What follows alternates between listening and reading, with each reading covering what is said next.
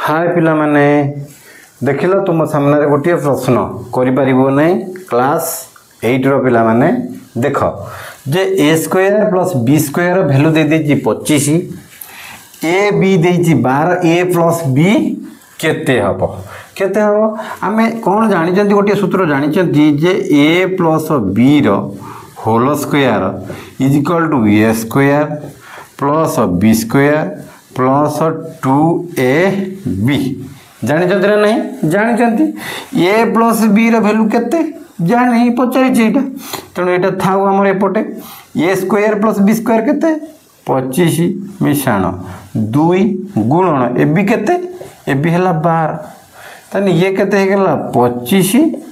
Plus 12 Dhule 24 केते हेगला 25 24 49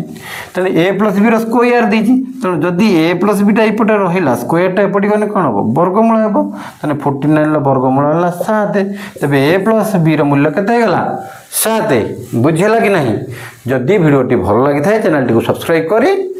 वीडियोटी को like कर नेबे एवं संग मान सहित शेयर कर नेबे धन्यवाद।